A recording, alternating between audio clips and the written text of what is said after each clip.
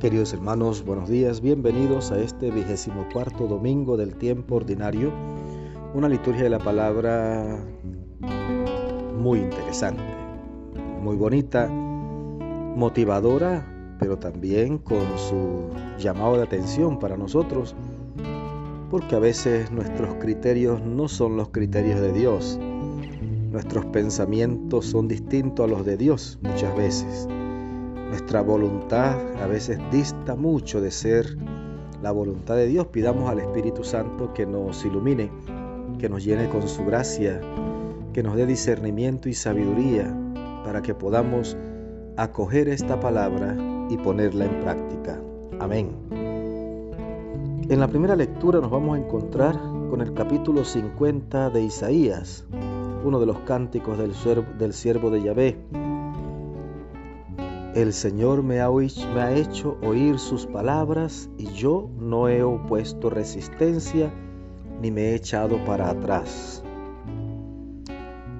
Y fíjese que al final del texto dice, bueno, ¿dónde está mi adversario? ¿Dónde está el que lucha contra mí? ¿Quién es el que me acusa? Que venga, que me enfrente. El Señor es mi ayuda. ¿Quién se atreverá a condenarme? Ojalá alcancemos, querido hermano, esa confianza que solo es posible alcanzarla cuando estamos viviendo en el amor de Dios, cuando hacemos la voluntad de Dios, cuando nuestra conciencia no nos acusa porque hemos hecho el bien. Ahí vivimos esa confianza. Venga, ¿dónde está? ¿Dónde está mi enemigo? Que venga, que me enfrente. Yo tengo quien me defienda. El Señor lucha por mí. Con el Salmo 114 vamos a responder a la palabra que se proclama. Caminaré en la presencia del Señor. Ahí está el punto. ¿Quién puede tener esa confianza y esa paz? Aquel que camina en la presencia del Señor. Aquel que sabe que está haciendo las cosas bien, que su vida es agradable al Señor.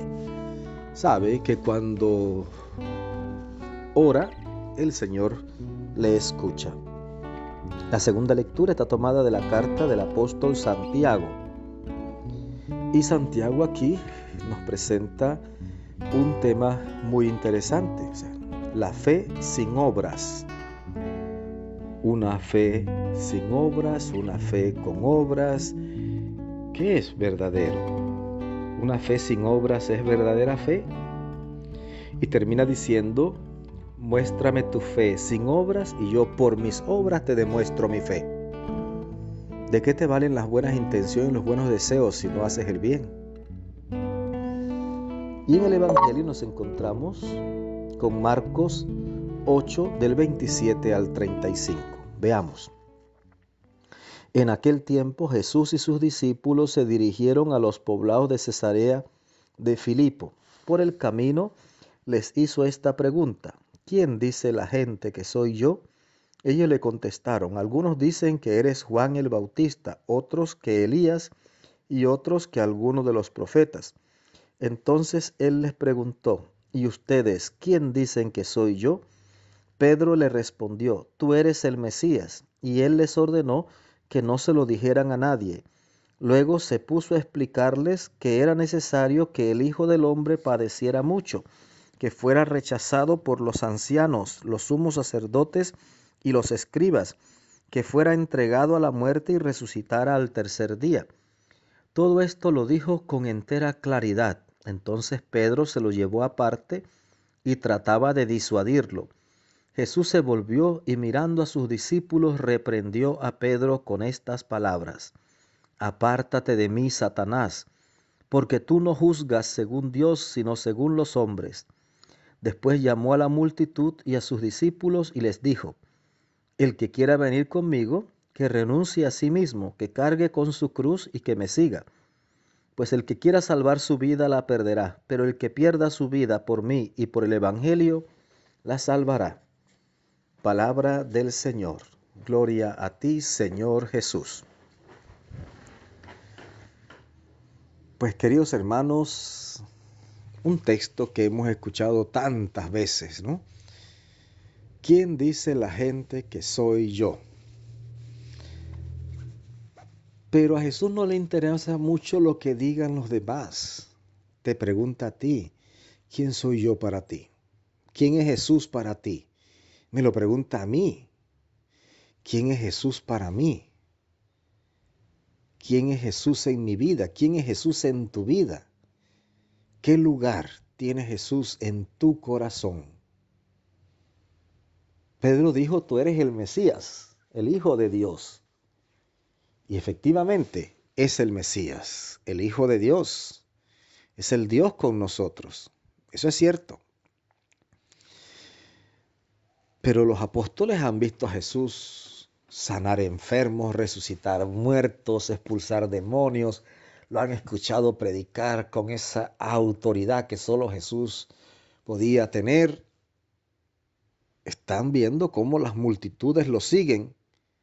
Todo parece muy glorioso, pero Jesús los va a estrellar inmediatamente. Y les dice, miren, vamos a Jerusalén, voy a padecer mucho a manos de mis enemigos, de los ancianos, los escribas, los sumos sacerdotes. Voy a morir en la cruz, pero al tercer día resucitaré. Y Pedro lo tomó aparte y quiso disuadirlo. No, Señor, eso no te puede pasar a ti. Tú no. Y Jesús le dice, apártate de mí, Satanás. Tú piensas como los hombres y no como Dios. Fíjese que el plan salvífico de Dios es que seamos rescatados de la esclavitud del pecado con el derramamiento de la preciosísima sangre de Jesús en la cruz. Si Jesús entrega su vida en la cruz, somos salvados, porque ese es el plan de Dios, salvarnos de esa manera. Pero ¿y si Jesús se resiste y se echa para atrás y dice, no voy a morir por esta gente? Estamos condenados. El único que quiere que todos nos condenemos es Satanás. Así que cuando Pedro le dice a Jesús, no, Señor, eso no te puede pasar a ti, tú no puedes morir. Jesús lo miró y le dice, apártate de mí, Satanás. Tú piensas como los hombres y no como Dios. Claro, ahí Satanás ha movido a Pedro para que intente desviar a Jesús del camino de nuestra salvación. Pedro no sabe lo que hace, no sabe lo que dice. Y es que ciertamente es más aceptable un Mesías glorioso que un Mesías sufriente, que padece. Y uno dice, pero es que Pedro, no, tú también, yo también. A nosotros nos gustaría muchísimo que toda nuestra vida de fe fuera de pura gloria y pura dicha y puro gozo y pura alegría y felicidad. No queremos saber de sufrimiento. Pero es que por la cruz a la gloria. Y Jesús reunió a todos y les dijo, miren, el que quiera seguirme, que tome su cruz de cada día y me siga.